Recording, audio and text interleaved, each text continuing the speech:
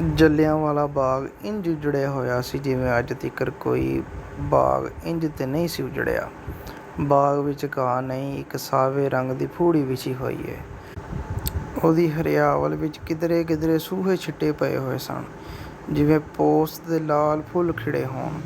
ਇਸ ਉਜਾੜੇ ਅੰਦਰ ਕੁਝ ਲੋਕ ਗਵਾਚੇ ਗਵਾਚੇ ਫਿਰਦੇ ਸਨ, ਜਿਵੇਂ ਮੋਇਆਂ ਨੂੰ ਰੋਣ ਆਏ ਨੇ। ਉਹ ਨੀਵੇਂ ਹੋ ਕੇ ਉਸ ਸਾਵੀ ਫੂੜੀ ਤੇ ਡੁੱਲੀ ਰਾਤ ਨੂੰ ਕਦੀ ਹੱਥ ਲਾਂਦੇ ਸਨ, ਜਿਵੇਂ ਕਿਸੇ ਮੋਏ ਦੀਆਂ ਖੁੱਲ੍ਹੀਆਂ ਅੱਖਾਂ ਬੰਦ ਕਰਨ ਦਾ ਚਾਰਾ ਕਰਦੇ ਹੋਣ, ਤੇ ਕਦੀ ਫੂੜੀ ਨੂੰ ਚੁੰਮਦੇ ਸਨ। ਹਰ ਪਾਸੇ ਉਜਾੜੇ ਦੀ ਅਜਬ ਚੁੱਪ-ਚਾਂ ਸੀ। ਨਾ ਕੋਈ ਪੰਛੀ ਕੂਕਦਾ ਸੀ ਤੇ ਨਾ ਕਿਸੇ ਪਾਸਿਓਂ ਬੁਲਬੁਲ ਹੁੱਕੇ ਭਰਦੀ ਸੁਣੀਂਦੀ ਸੀ। ਖੌਰੇ ਉਹ ਵੀ ਮਰਨ ਵਾਲਿਆਂ ਦੇ ਨਾਲ ਹੀ ਮਰ ਗਏ ਸਨ। ਨਾ ਬਾਗ ਬਹਾਰਾਂ ਤੇ ਗੁਲਜ਼ਾਰਾਂ, ਨਾ ਪੰਛੀ ਤੇ ਨਾ ਬੁਲਬੁਲਾਂ। ਇੱਕ ਪੰਛੀ ਕਮਲੇ ਦਾ, ਇੱਕ ਬੁਲਬੁਲ ਕਰਮਾਂ ਮਾਰੀ ਦਾ, ਦਿਲ ਕਿੱਡਾ ਕੁ ਹੁੰਦਾ ਏ ਇੱਕ ਪੋਟੇ ਜਿੱਡਾ।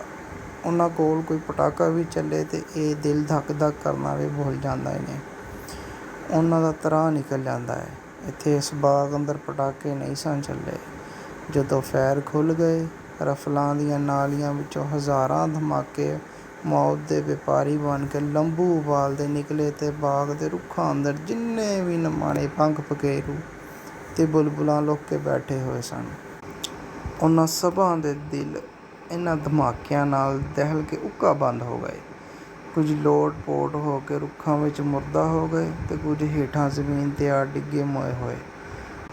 ਉਸ ਹਸ਼ਰ ਦਿਹਾੜੇ ਨੂੰ ਲੰਘਿਆਂ ਹਾਲੇ ਬਾਹਲਾ ਚਿਰ ਨਹੀਂ ਸੀ ਹੋਇਆ। ਹਾਲੀ ਤੇ ਲਾਸ਼ਾਂ ਚੁੱਕੀਆਂ ਜਾ ਰਹੀਆਂ ਸਨ। ਹੁਣ ਵੀ ਜੇ ਕੋਈ ਗੌਰ ਕਰਦਾ ਤੇ ਦੇਖਦਾ, ਕਦੀ ਇੱਕਦਾਰ ਕਿਸੇ ਰੁੱਖ ਵਿੱਚੋਂ ਕੋਈ ਮਰੀ ਹੋਈ ਬੁਲਬੁਲ ਆ ਡਿੱਗਦੀ, ਤੇ ਕਦੀ ਜਿਵੇਂ ਰਤ ਵਿੱਚ ਡੋਬਾ ਦੇ ਕੇ ਕੱਢਿਆ ਹੋਏ ਅਜਿਹਾ ਸੂਹਾ ਪਖੇਰੂ ਰੁੱਖ ਅੰਦਰੋਂ ਹੇਠਾਂ ਵਿਛੀ ਹੋਈ ਘਾਹ ਦੀ ਸਾਵੀ ਫੂੜੀ ਉੱਤੇ ਡਿੱਗ ਪੈਂਦਾ, ਜਿਵੇਂ ਆਪਣੀ ਤੇ ਬਾਗ ਅੰਦਰ ਬੇਅੰਤ ਲੋਕਾਂ ਦੀ ਮੌਤ ਦਾ ਸੋਗ ਮਨਾਉਣ ਆਇਆ ਹੋਏ ਤੇ ਫੂੜੀ ਤੇ ਆ ਡਿੱਗਾ ਏ।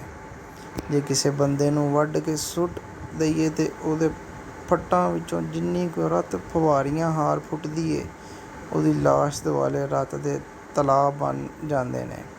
ਕੋਈ ਕਿਆਸ ਨਹੀਂ ਕਰ ਸਕਦਾ ਭਈ ਇੱਕ ਬੰਦੇ ਅੰਦਰ ਇੰਨੀ ਬਾਹਲੀ ਰਤ ਵੀ ਹੋ ਸਕਦੀ ਏ। ਪਰ ਰਤ ਜਿੰਨੀ ਵੀ ਹੋਵੇ, ਦੋ ਚਾਰ ਧੁੱਪਾਂ ਪੈਣ ਨਾਲ ਸੁੱਕ ਕੇ ਖੜੀਂਡ ਬਣ ਜਾਂਦੀ ਏ। ਤੇ ਜੇ ਬੰਦਾ ਇੱਕ ਨਾ ਹੋਵੇ, ਬੇਅੰਤ ਹੋਣ, ਅੱਧੀ ਖੁਦਾਈ ਹੋਵੇ ਤੇ ਹੋਵੇ ਵੀ ਬੇਕਸੂਰ ਤੇ ਨਿਹੱਤੀ, ਤਦ ਉਹਨਾਂ ਦੀ ਰਤ ਕਦੀ ਨਹੀਂ ਸੁੱਕਦੀ, ਭਾਵੇਂ ਕਿੰਨੀਆਂ ਵੀ ਬੇਬਹਾ ਧੁੱਪਾਂ ਦਾ ਸੇਕ ਪਵੇ।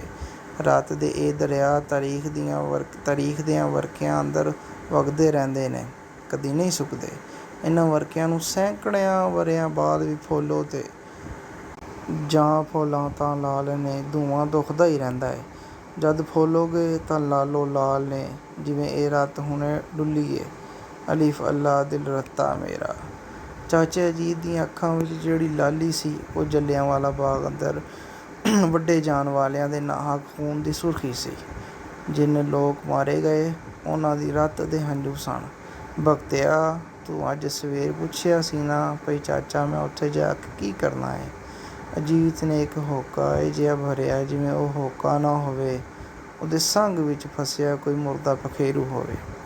ਪੁੱਤਰ, ਆਪਣੇ ਚਾਰ ਚਫੇਰੇ ਚੰਗੀ ਤਰ੍ਹਾਂ ਵੇਖ, ਇਹਨੂੰ ਆਪਣੀਆਂ ਅੱਖਾਂ ਵਿੱਚ ਸਾਂਭ ਲੈ। ਇਸ ਬਾਗ ਅੰਦਰ ਵੈਰੀਆਂ ਨੇ ਜਿਹੜਾ ਜ਼ੁਲਮ ਕਮਾਏ, ਉਹਨਾਂ ਨੂੰ ਆਪਣੇ ਪੱਲੇ ਬੰਨ੍ਹ ਲੈ ਤੇ ਭੁੱਲੀ ਨਾ। ਜਦੋਂ ਵੀ ਇਹ ਪੱਲਾ ਖੋਲ੍ਹੇਗਾ, ਇਹ ਰਤ ਨਾਲ ਨੁੱਚੜਦਾ ਹੋਵੇਗਾ। ਸ਼ਹੀਦਾਂ ਦੀ ਰਤ ਨੂੰ ਜ਼ਾਇਆ ਨਹੀਂਓ ਕਰਨਾ, ਸਾਂਭ ਲੈ ਹਮੇਸ਼ ਲਈ, ਇਹਦਾ ਹਿਸਾਬ ਲੈਣਾ ਏ।